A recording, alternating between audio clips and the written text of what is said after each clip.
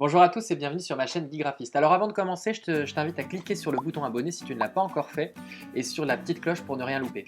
Hier, je te proposais un tuto sur le fait de lisser la peau sur Photoshop.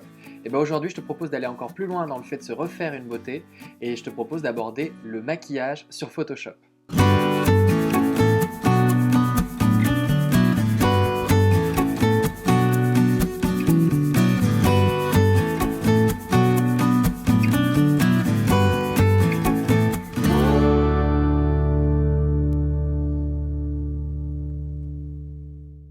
Alors hier, on s'était arrêté à ce rendu-là. Maintenant, ce que je te propose, c'est du coup de commencer par dupliquer ton élément que tu dois maquiller. On va l'appeler maquillage, celui-là. Et on va du coup étudier un peu ce qu'on veut faire. On va rajouter du make-up, du rouge à lèvres. On va aussi rajouter un peu de blush sur les joues. On va faire un peu de fard à paupières et un peu de eyeliner. En ce qui concerne la bouche, le blush et le fard à paupières, ça va être la même technique. En fait, ça va consister à faire une zone, à rajouter un calque tout simplement, d'y mettre une couleur et de passer ce calque en mode de fusion produit. Et après, tout simplement de gommer ou en tout cas de mettre un masque de fusion pour choisir les zones que l'on veut utiliser. Donc commençons déjà par cette méthode qui est assez simple. Donc on va se mettre sur le calque supérieur et cliquer sur Nouveau calque. Celui-ci on va le renommer et on va l'appeler Bouche. Première méthode, je vais donc choisir un rouge à lèvres plutôt foncé, voilà, un peu dans ce style-là pour moi. Je clique sur OK, je choisis le pot de peinture, j'appuie dessus et je vais mettre un masque de fusion. Là, j'ai cliqué sans avoir mis le bouton Alt, donc on est sur un masque qui montre l'intégralité de l'image. Si je ne veux pas la voir, je peux soit faire commande I, soit tout simplement, je fais donc commande Z pour annuler, et en appuyant sur ce bouton masque, j'appuie sur Alt. Voilà, à partir de là, je vais sélectionner ma bouche. C'est parti.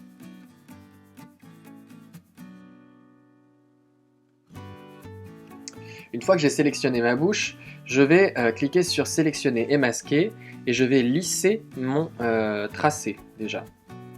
Et une fois que je l'ai lissé, je vais lui rajouter du contour progressif. J'appuie sur OK. Et avec mon pot de peinture, je sélectionne bien mon calque, mon masque de fusion, et je vais le remplir de blanc. J'appuie sur commande D, je passe mon calque en mode de fusion produit, et je vais du coup baisser un petit peu parce qu'il est un peu trop fort. Voilà. Donc déjà, voici la première étape pour le rouge à lèvres. On veut rajouter un tout petit peu de réalisme, donc ce que je te propose de faire, c'est de rajouter encore un calque. On va appeler reflet bouche. Voilà. De sélectionner encore ton pot de peinture. On appuie sur D pour réinitialiser ici, X pour inverser et mettre la couleur blanche au premier plan. Je remplis mon calque en blanc. J'appuie sur Alt et sur masque de fusion. Et avec le pinceau, et du coup j'appuie sur CTRL et ALT pour influencer la grosseur du pinceau, et je vais aussi influencer ma dureté. Je vais mettre ma dureté à 0, et je vais du coup tout simplement colorier la partie que je veux plus ou moins en termes de reflet. Je passe ce calque en mode de fusion incrustation, et j'influence sur l'opacité. Voilà, et je vais rajouter un petit filtre de flou gaussien que je vais du coup mettre à peu près à cette puissance là. Je rebaisse un petit peu, je regarde avant, je regarde après. Donc voilà, donc c'est un tout petit détail pour ajouter un peu de réalisme. Et donc à partir de là, je sélectionne mes deux calques, je les glisse dans mon petit dossier, je l'appelle bouche. Je vais maintenant m'occuper du blush. Donc je vais utiliser l'outil sélection cercle. Je vais créer un premier calque que je vais appeler joue gauche. Je sélectionne l'endroit que je veux. Je vais choisir ma couleur de blush. J'utilise l'outil pot de peinture. Je vais dans mon filtre. Flou gaussien. Ah, je vais désélectionner avant. Voilà. Filtre flou gaussien. Je donne l'influence que j'ai envie de voir. Je passe mon calque en mode produit. Je baisse un peu l'opacité. Voilà. Et avec l'outil déplacement, je vais du coup le positionner là où je l'entends. Et avec un commande T, je vais pouvoir le redimensionner comme je le veux, plus ou moins. Je maintiens Shift si je veux défaire l'échelle, désolidariser l'échelle. Voilà. Je vais du coup dupliquer celui-là que je vais appeler joue droite et que je vais positionner à l'endroit où j'ai envie de le positionner. Je vais encore baisser l'opacité. Je vais la mettre à 50 tout simplement. Voilà. 50 et 50. Après tout ça c'est un peu par rapport à vos envies. Et donc je glisse dépose dans le dossier et je vais appeler ça joue avec un S. Je rajoute un calque et on fait la même chose pour les yeux. Donc on va mettre les paupières, on va mettre que c'est la paupière gauche. Avec le lasso, je vais du coup zoomer et du coup je vais pouvoir avec le lasso sélectionner la partie que j'ai envie de mettre. Je vais prendre une couleur un peu... Voilà. Je prends mon pot de peinture avec le G, je le remplis. Je vais dans filtre, flou gaussien. Voilà. On va là-dedans à peu près. On le passe en mode produit. Et on a plus ou moins un œil maquillé de manière assez discrète. Voilà. Je duplique. J'appuie sur le commande T. Je vais ici, sur ma largeur, je vais mettre moins 100% pour juste mettre ma forme d'un... Oh, pardon. Commande Z, j'utilise l'outil de déplacement. Et donc en fait avec le commande T, je vais juste avoir inversé, vous avez vu la pente de mon élément, que je vais pouvoir quand même avec un commande T réajuster, mais c'est pour économiser plus ou moins du travail. Voilà, donc mes deux paupières sont faites. Je vais faire du coup un dossier dans lequel je vais mettre paupières au pluriel. Et on s'attaque à la dernière partie de ce tuto, c'est-à-dire le eyeliner. C'est un peu plus complexe, mais vous allez voir, c'est assez simple.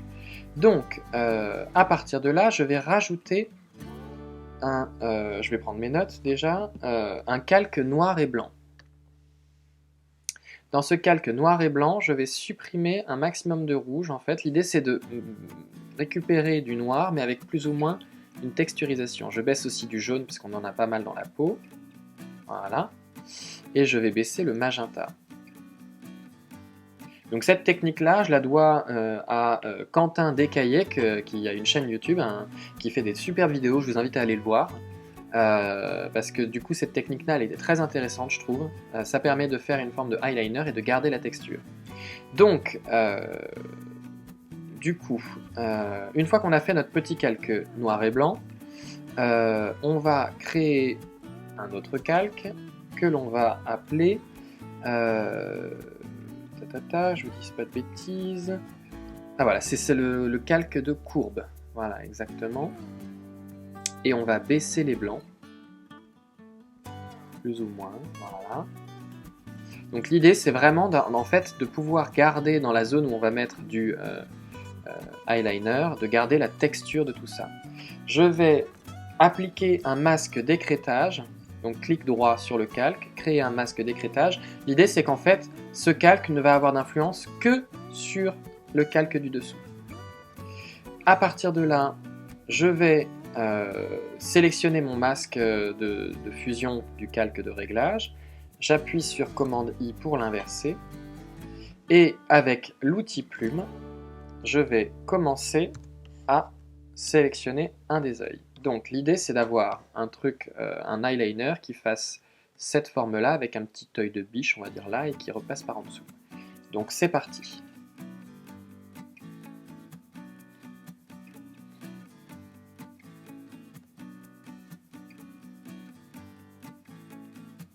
Une fois que j'ai terminé la première forme, donc vous voyez qu'il y a quand même des petits défauts, donc je vais les repositionner. Je vais utiliser l'outil du coup de sélection et je vais pouvoir du coup avec cet outil de sélection, donc soit la sélection du tracé complète, soit la sélection directe. La sélection directe va pouvoir me permettre de bouger uniquement certains éléments. Voilà. Donc je vais les repositionner pour avoir un tracé un peu plus cohérent. Et celui-ci, je vais utiliser l'outil de conversion et cliquer une fois pour... Ah non, c'est celui-là qui est un peu trop. Ah d'accord, donc non. Donc on va le reconvertir, voilà. Et en fait, l'idée c'est qu'on va maintenir la touche Shift d'enfoncer juste au moment du clic pour pouvoir redimensionner juste cet élément de courbe. Celui-ci, on va le déplacer avec l'outil de sélection direct. Voilà. Donc on a un tracé qui semble à peu près cohérent et on est parti pour l'autre œil.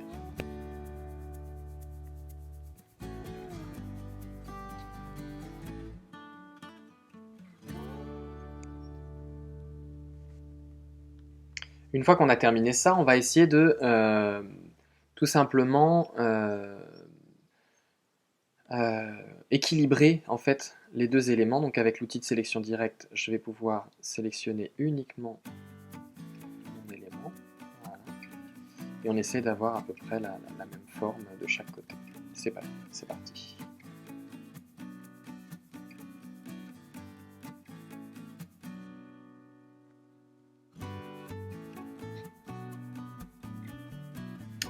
Une fois qu'on a fait ça, on va du coup avec l'outil de sélection de tracé, on va sélectionner le premier tracé, appuyer sur Shift et sélectionner le deuxième tracé, aller dans notre onglet tracé, clic droit, définir une sélection. On va mettre un pixel de contour progressif, puisqu'on est quand même sur des zones assez fines. Et à partir de là, on sélectionne bien notre calque noir et avec l'outil pot de peinture, avec la couleur blanche, je vais du coup colorier mon pot de peinture, ma sélection. Donc voilà, on a du coup un teint plutôt frais. Moi je vais retoucher un petit peu suite à ce tutoriel parce que je trouve que le blush est un peu trop prononcé, mais sinon, en tout cas, je suis plutôt content du résultat. Donc voilà, ce tuto est terminé. Alors tu connais toutes les règles pour pouvoir aborder le maquillage sur Photoshop. Je t'invite à du coup laisser un pouce en l'air si cette vidéo t'a plu. Tu peux aussi me laisser des commentaires et des suggestions. J'ai très envie de voir ton travail, donc n'hésite pas à me taguer sur les réseaux sociaux. C'est Guy Graphiste sur Facebook, Instagram, Twitter et TikTok. Et tu peux aussi aller jeter un œil pour voir tous mes autres tutos donc sur la chaîne YouTube ou sur mon site internet guygraphiste.fr. Un grand merci et à très bientôt pour un prochain tuto.